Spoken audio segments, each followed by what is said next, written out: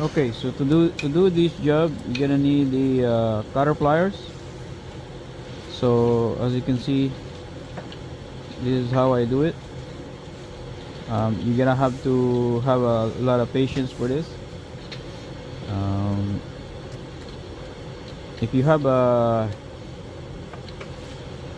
heat available, or if you have a torch or anything like that, would be great. But if you don't have, so you're gonna have to be patient for this job. So you're gonna need a lot of lubrication, um, anything that will helps, any fluid or oil, penetrating oil to help this. And so you're gonna just gonna be gentle, right? As you can see the way I do it, just be patient for this, and eventually it will come out. Because this car apparently it's been driving in the winter all year long. So you know, the rust here is really bad in Ontario, because of the salt. So as you can see, I'm hammering it a little bit. Don't hammer it too much, because you don't want to damage also the thread or the drive shaft or the axle shaft. So just careful when you're hammering. And I'm doing this to knock out the rust. At the same time, just keep putting fluid in it. So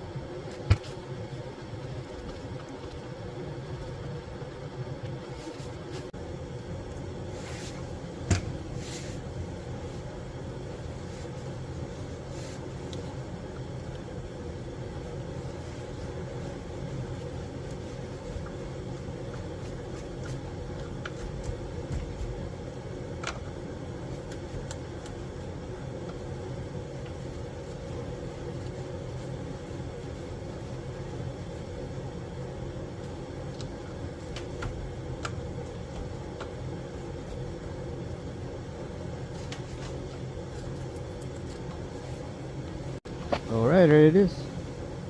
It eventually comes out, as long you be patient with this. And also, if this video helpful, please consider to like, share, and subscribe. Thank you for watching.